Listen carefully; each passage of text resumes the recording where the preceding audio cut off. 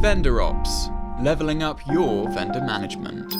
What's the risk of us asking a third party to do this service or provide this product? Doesn't matter what third party it is, it's just what's the risk of us giving this part of our business to someone else? And then you go through a level of understanding that element of risk. And then I suppose there's a due diligence sense, which is we found someone we think will provide this product and service to us for a fair value. Are they the right partner for us? And then it starts on a different kind of assessment, which is, are they financially stable enough? Have they got the right skill sets, the right capability, the right thought leadership and strategy? Is this a mainstream product for them, or are they just doing this on a whim and they'll go back to something else because they sell something that's unrelated? What's your process been in the last couple of years at Arm around doing that initial selection at a vendor perspective? So the inherent risk, what's the associated risk of what we're doing? And then how did you validate the partner was right for you, and what approach did you take? How did you structure it? How did you break it all down into its component parts? So again, just bringing it back to kind of what are we looking to achieve and why? That's where you've got to start.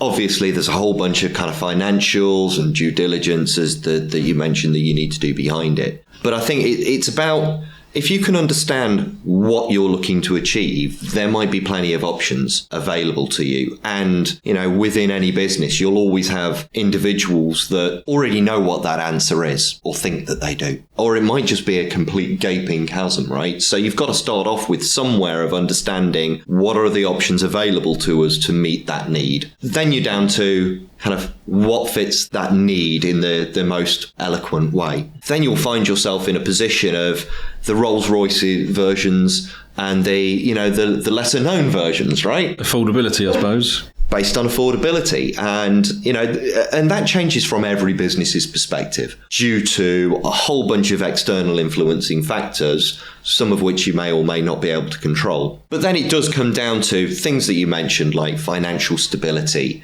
recommendations. Do they have the due diligence processes within their own organization in order to support and underpin whatever services it is that you're looking to get out of it? And then how do they go about delivering that? Because we know what the outcome is that we want to achieve. And is the route to that outcome going to be really straightforward? Has it been done time and time again?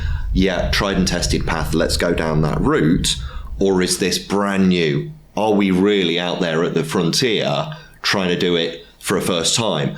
And that's where you come back to the trust element. And again, you've done the research, you've done the due diligence. We know that this is a company that we could work with, but do we want to work with them? Is there going to be too much risk in there? It's the age-old kind of challenge of risk versus reward. And sometimes going down that slightly less known path gives the best reward off the back of it. But you've got to bring it back, as I said, to what are we looking to achieve? What are the outcomes that we want to deliver? Then what are the controlling factors that we have around that, which will be associated with commercials? It might be a value proposition. What is the risk associated with that? And what are the potential rewards to counter those risks? Where was the appetite in Arm from a risk perspective? From a brand perspective, it felt like Arm was always to the right of that in the more innovative track. Was that true from their suppliers, or was that just them as a company was innovative and they wanted the steady suppliers? I think Arm took a broader approach to how they manage their suppliers and the risk associated with it. And you would have, yes, your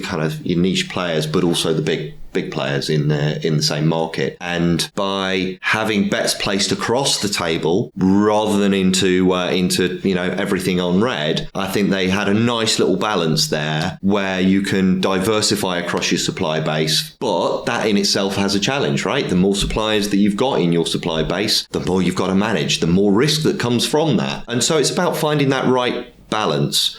And again, bringing it back to what's the overall strategy that you're looking to achieve. How did you see that play out? Was there a level of, I've seen it play out in terms of some orgs will go, we're going to do in this space, from a sourcing perspective, a dual vendor strategy. We're going to get the 80% that's run by the steady, known brand that's been around forever, but we're going to do a bit of strange stuff with this new visionary organisation that's coming up here, that's just out of startup, sort of scale-up mentality, just to see how that balances out. So we kind of don't put everything on red or black. You're kind of hedging a little bit just to see where you get to. Was that your experience of strategy at all in Arm or any other organisation you've worked with? So at the point that I joined ARM, there was very little in terms of standard procurement policies. Pretty much everybody went and bought what they wanted when they wanted. And there was a team of kind of good procurement professionals that were entirely IT focused. And over a period of time, the business started to understand that actually we need to have a standard way of doing this. We need to engage our suppliers in a common way, not just going and buying the next thing that Joe Bloggs wants just because he's got the kind of the money to do it. And so by putting in more of a standard approach, your fundamentals, your best practices, your policies, your guidelines, all the rest of it, then you can slowly start to course navigate towards a more consistent way of doing it. Then we can start to put in place those kind of buying principles that we want. What are the values that we want to achieve from our supply base? Where do we want to diversify in our supply base? Where do we want to reach out to kind of smaller niche players? Where do we just want to go with economies of scale and go with the biggest just because that's kind of the tried and tested and we know that the price will be about right. Everybody gets it from the same price point. So it's about balance.